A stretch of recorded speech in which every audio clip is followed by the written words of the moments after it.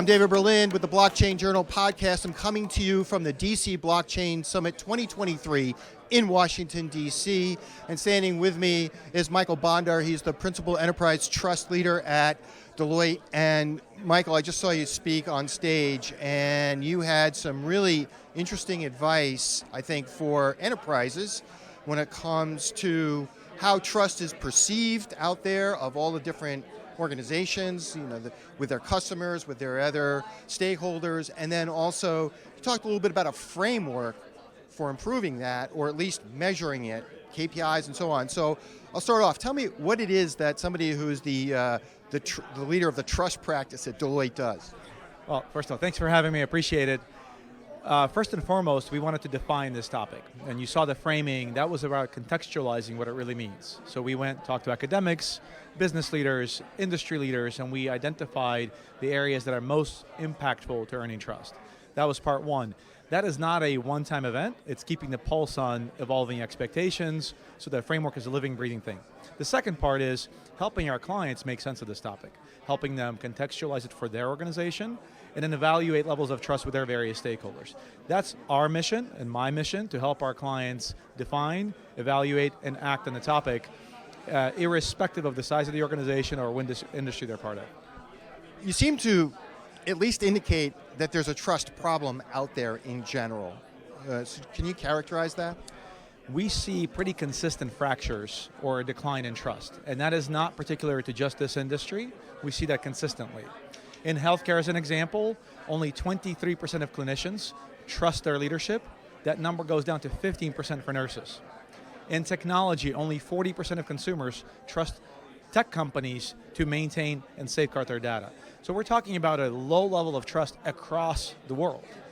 So that decline is consistently seen and will only continue unless companies take proactive action and not wait for a crisis to really emerge. You talk about proactive action, and in your talk, you identified I think it was 18 areas that enterprises could focus on.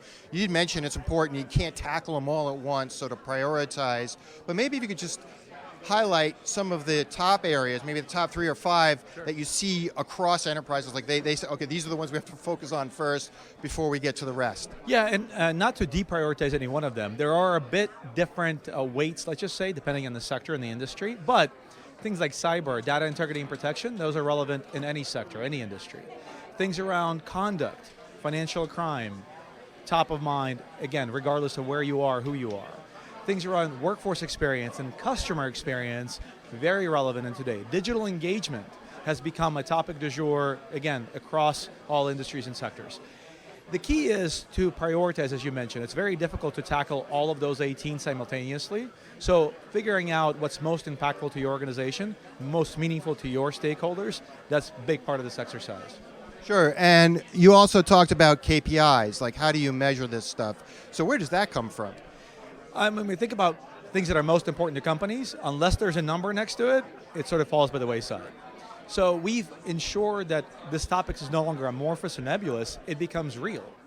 And putting numbers around it, defining and measuring the external perspectives, internal views, quantifying those, creates a way to engage in the topic more meaningfully.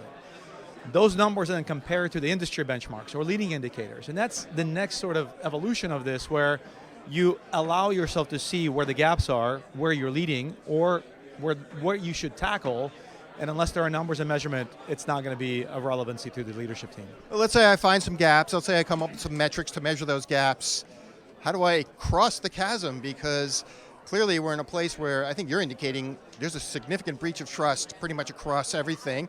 You mentioned most of the positive trust measurements you cited were in the 20 percentile. That's not very good. Yeah. So how do you cross the chasm, get to 60% or something above 50? Well, trust is built from within. So you start within. You identify those gaps and you repair those. So let's just say data integrity and protection. Take appropriate measures to safeguard the data. Make the technologies you're employing visible to the outside world. We're implementing these techniques, these capabilities to safeguard your data, Mr. Consumer, Mrs. Consumer. That's part one. Second, ensure that these capabilities are highly effective and are seen by your employees as well as the outside world as having that right intent. not a check-the-box exercise, but we're meaningfully engaging in this. And that knowledge not just pertains to data protection, but areas like ESG, like diversity, equity, and inclusion, workforce experience, that matters across your stakeholder set. So taking real action, pragmatic action, making it transparent and visible, that's the matter of repairing and taking proactive action. Now, interestingly enough, the whole time we were talking here, you didn't once mention blockchain. And of course, Deloitte's here at the DC Blockchain Summit. I believe you're like the biggest sponsor too. What is the intersection of trust and blockchain? Blockchain is a trust machine.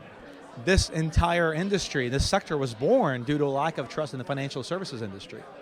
And as we consider this intersection, we find ourselves once again in a state of very low trust. Not just in FSI more broadly, but specifically in this sector. We all know it's kind of a string of events that led to this state of low trust within blockchain. These companies are moving so fast and furious that trust has taken a back seat. And the reality is we cannot afford for it to be in the back seat. And so here it's even a more pressing matter for leaders to really embrace this topic, put appropriate leadership positions in place and structures in place to really advance it with the various stakeholders. Okay, so I'm assuming that Deloitte helps a lot of organizations get through this whole process, because there's probably a lot of enterprises that don't even know how to start or where to start. They can come and listen to your talk, but then they'll go back and be like, okay, now what do I do? So is that what you do for your clients? That's exactly what we do. And most organizations, this is not their core competency. They are not in a define and measure trust business. And they shouldn't be, right? They may need some additional help. So it begins with, what does it mean for your company? Who do you have to earn trust with? What are their expectations? Quantify all that, and let's move forward. But all the measurement and definition, that's not going to solve it. It's about repairing that trust, rebuilding that trust, and taking steps to earn it before that crisis strikes. We talk about trust equity. We see consistently companies that engage on this topic proactively create that layer of resilience that protects them against that crisis, and it becomes a blip on the radar versus a catastrophe when it does occur. All right, well, Michael Bondar, the lead of the Enterprise Trust Practice at Deloitte, thank you very much for joining us on the Blockchain Journal podcast. Thank you so much for having me. Appreciate it.